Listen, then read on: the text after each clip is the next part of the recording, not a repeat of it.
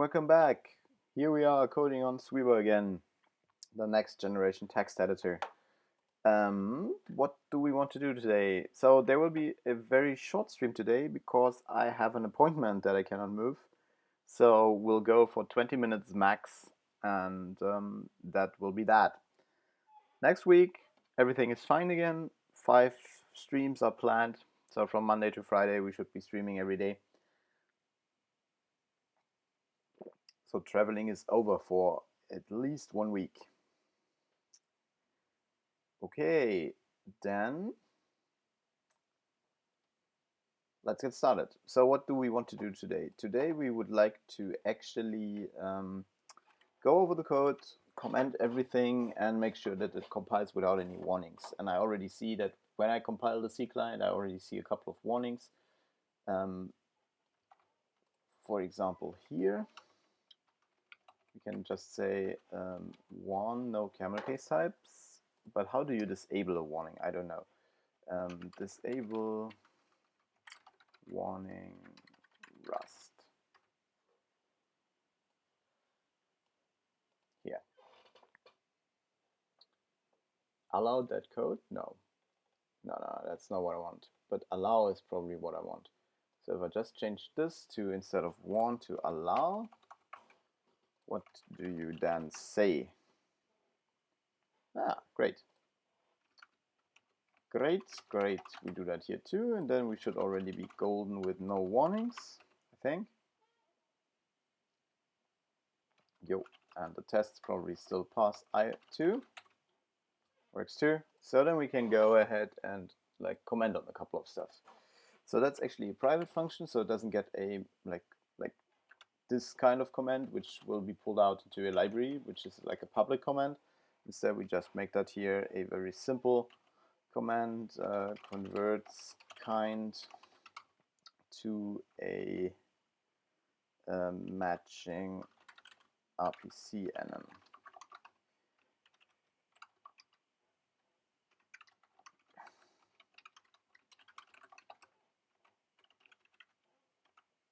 Okay, and now this macro, this should probably go to the top because, I don't know, some sort of ordering.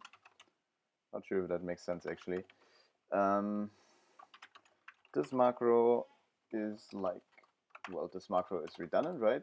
We just start with a half sentence like try, but instead of error, returns a C API result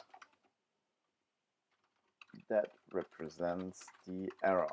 And actually we cannot put it at the very top because we need to have the C API error kinds already defined, right? Actually, it could go here. That's nice. That's much better. Okay, what else? That's actually a private function, so let's document it privately. I actually have no idea if that is the correct way to do it in Rust. Maybe this should actually have 3 slashes at the beginning, but I feel this is non-public API, so we just document it as if it were an implementation detail. Yeah, I don't have enough experience with Rust to actually know if this is correct or not, but we'll see. Converts a buffer we got passed from the API user or dies if the input is invalid. That's great.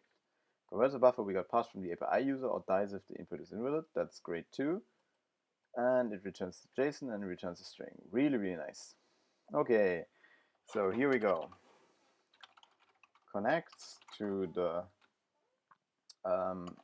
right now, it only connects to UDP socket. No, not UDP, UDS. And let's call it a Unix socket. Then the file name under socket name, which must be a Swiboe server listening. And returns fills in client, which must be deleted through disconnect, which is called Swiboe disconnect once no longer used. Returns success or any. We don't actually need to mention that, right? The C API already documents itself. Connects to the Unix socket, Unix probably with a capital U, and the file name under socket name. Listening at socket name, which must be a Swiboe server. Yes, yes, yes, that's great. Fills in client, yes, which must be deleted through Swiboe disconnect once no longer used. Perfect. Swiboe disconnect disconnects from the server, disconnects client from the server, and deletes it.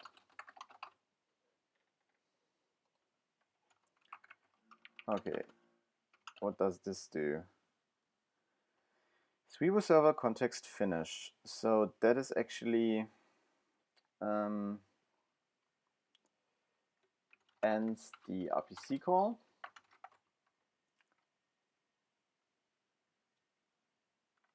Call from the server side.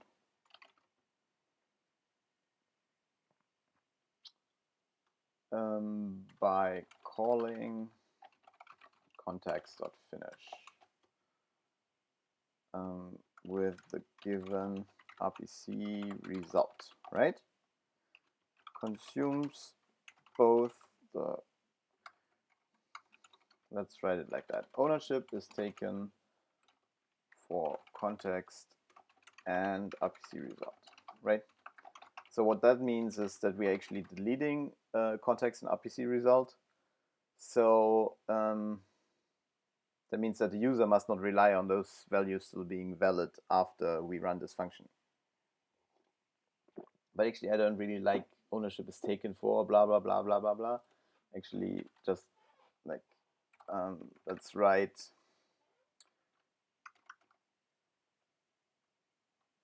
will consume context and RPC result. Will delete, consume, who knows? Let's stick with delete.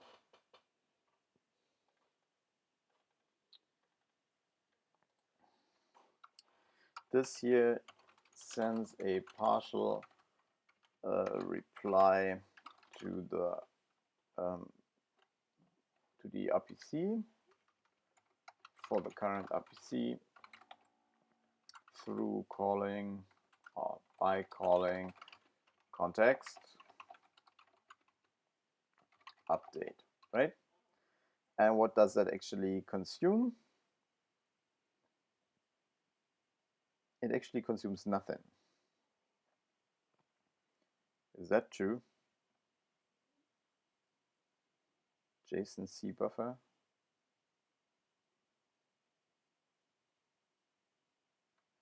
Actually, it probably consumes this one, right? C string, C string, no. Does not take ownership.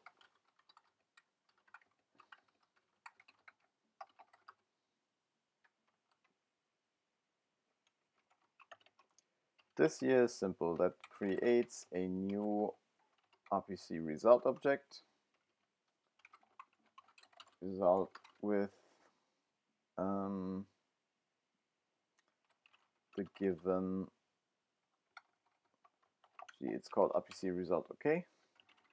With the given JSON payload.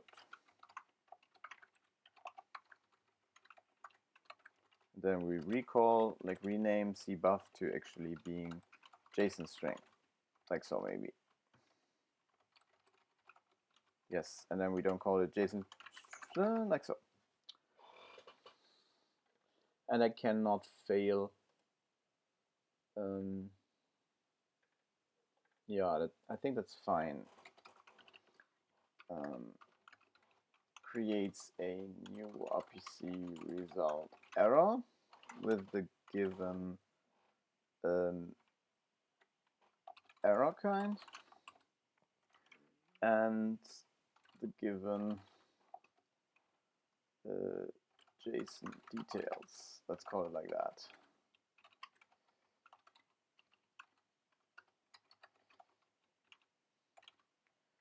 JSON details, which can be null, right? And that's it. It does not take ownership of anything really. This here creates a new, how did I write that? Yeah, just copy this one over, creates a new RPC result, not handled with, there's nothing. There's actually absolutely nothing. They're all the same. Okay. This call function though, that is like very clearly a private function and we should probably hoist it up. So where can we hoist it? Here are a couple of private functions. Let's put it here.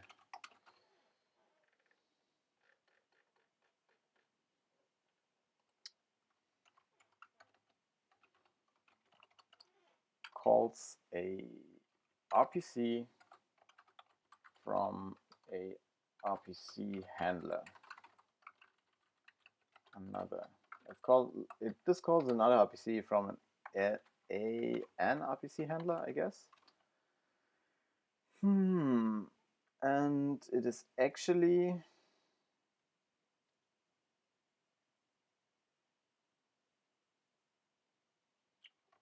that returns a new client context that has to be deleted through wait or cancel. Did we actually wrap cancel? No, I don't think we did. So to do actually wrap cancel. That's something we need to do. We still don't have the full functionality. Unfortunate is that. Really unfortunate.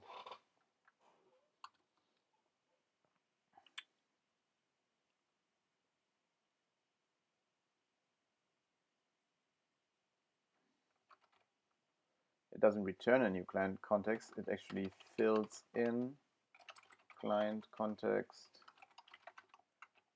with a new, well, of course, a new client of context, a new object that has to be deleted through wait.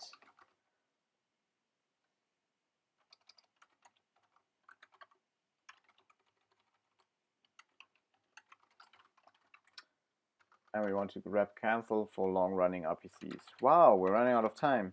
Only 7 more minutes. I thought the documentation goes quicker than that. Well, we're nearly done anyways. Okay, Swiboe client call RPC. That actually calls the RPC with the that's not called RPC name. How did I call that in the RFC? I think selector, right?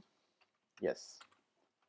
So that's actually not an RPC name, but it's actually an RPC selector.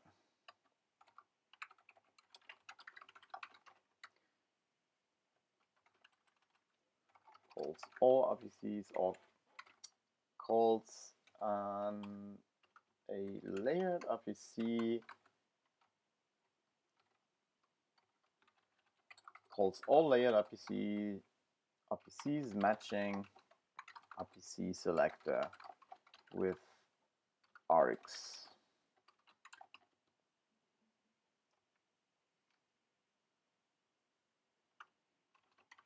Fills in client context with a new object, which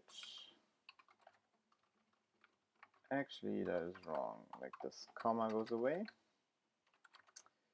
That has to be deleted through wait, right? Right.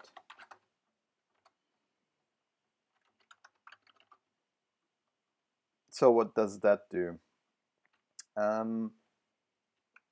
Waits for the RPC to finish and consumes and deletes the context. Fills in RPC result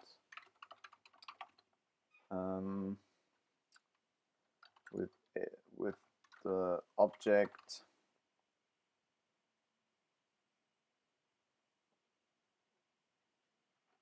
with the final result, which must be deleted using any of the unwrap methods.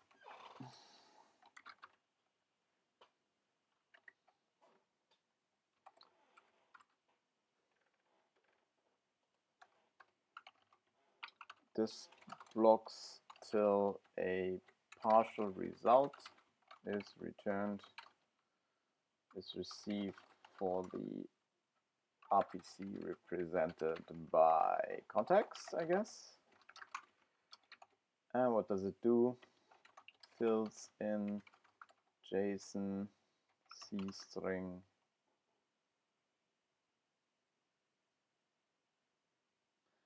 Actually, I just realized that we are probably leaking memory here. To do, maybe this leaks memory, right? Because we create a new C string object that we then pass back to the CLand, and then we hope that Python actually takes care of that and deletes it for us.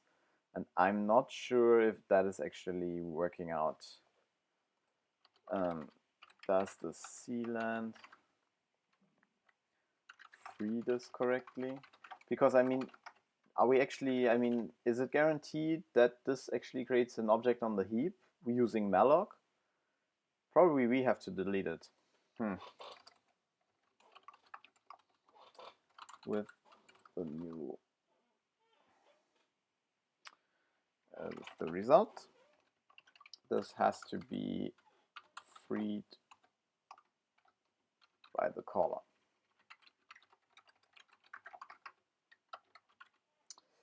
Okay, I'm actually out of time, people. So we continue here tomorrow with documenting. I'll submit that real quick. Edit started to add documentation. And we push that.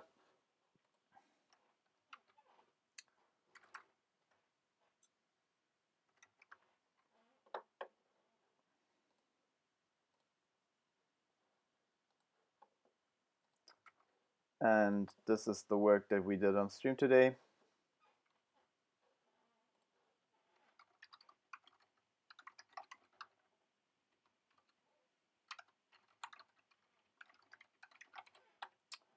Okay, and I'll talk to you on Monday.